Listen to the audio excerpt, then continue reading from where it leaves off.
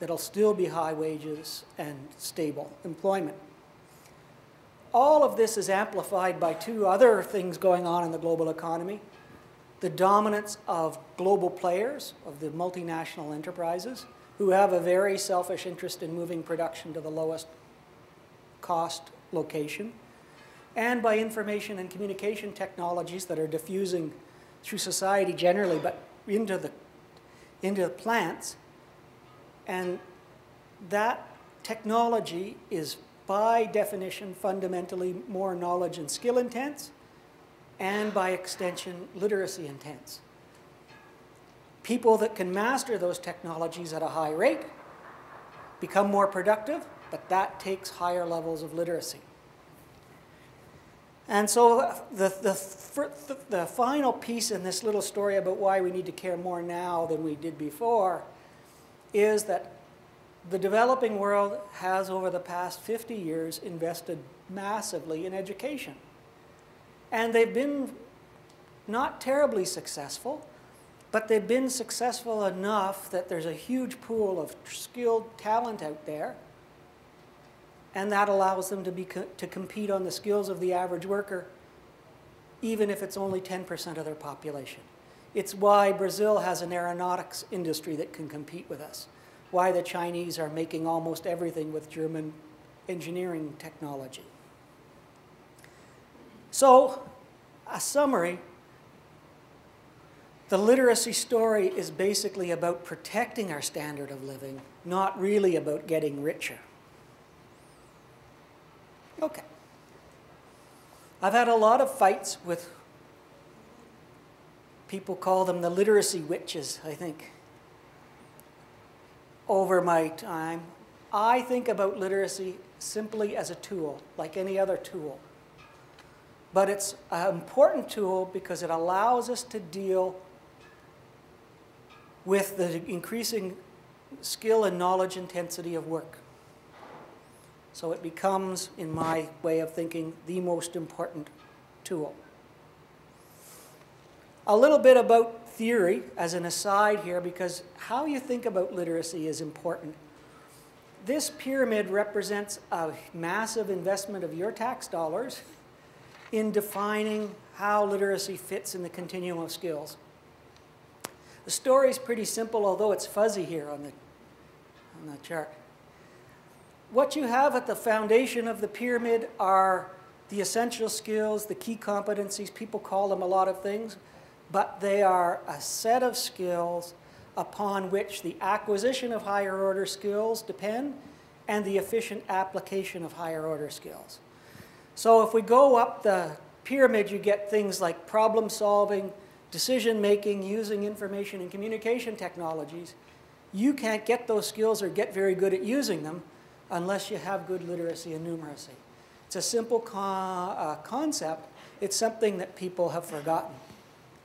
Also, a little bit of economics here. Economic theory says, as you move up the pyramid, who pays for the creation of those skills changes. The stuff at the bottom, literacy, numeracy, oral communication, are public goods that should be funded by public investments. That's why we have a school system.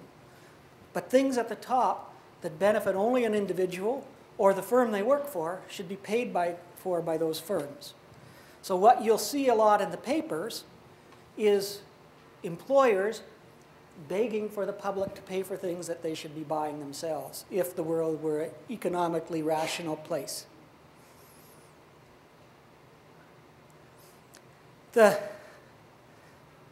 third dimension of this comes from German cognitive psychology, and it defines what they think of as states of being, or skill levels, where at the bottom are practical things that you never learned through a formal educational process. So you learn them, you don't remember how you learned them, you just can do them. And as you move up, you get crystallized things that you learned through a formal educational process, like adding and subtracting, but you no longer have to think about them to do them. They become automatic. And the top two levels are important. They're where you find that people have fluid problem-solving skills or creative problem-solving skills, and creative is defined by coming up with solutions that no one anticipated that are good solutions. So from the economic point of view, almost all of us as adults and as workers spend our time in the practical and the crystallized. We walk through life doing what we've always done and know how to do. To cope in the new economy and to be good workers, more of us need to be fluid and creative. And literacy is the key to having those skills.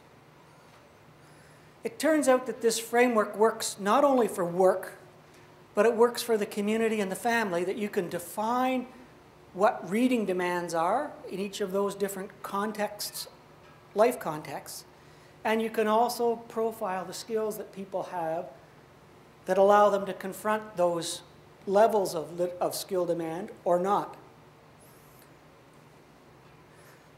I'll go by that one. So we end up with something like this, a classic economic presentation. We have literacy skill demand from work, from the family, and from the community. We have a supply of literacy skills that comes from the skills that people gain and lose from before birth through death. And all of that blue stuff just indicates that it's really complicated about how much skill people have. Some people gain, some people lose. They gain and lose at different rates. So at any given time, knowing the supply of skill is quite a complex thing, which is why we spent so much of your money doing these assessments of what skills people have. And then we have markets that mediate the skill supply and skill demand, and they're more or less efficient. So the education system is pretty good because it tests a lot and lets people get in if they get good marks. The labor market isn't so hot at selecting and rewarding skills. Those markets lead to outcomes at 3 different levels: for individuals, for the social institutions with which they interact, and overall at the macro level. So the level of population health, the performance of our hospitals and medical systems, our education systems, and the economy all function this way. This is where I want Stu to pay attention. Okay. What this model implies is that government can intervene at 3 different levels. They can try to influence the level of demand, which is one of our recommendations. They can influence the efficiency of the markets by introducing things like credentials that prove that people have the skills that they say they have. Or they can run the supply engine, train people, run education systems, train adult literacy learners. And most of our response so far in the adult literacy world has been training people without thinking too much about the other 2 sides of it. And making the system more efficient means making the literacy industry itself more efficient by making sure that the instructors have the skills they need, that they deliver what they promise, and everything's cost efficient. So the economic model can help us not just with understanding the problem, but thinking about how we make it better.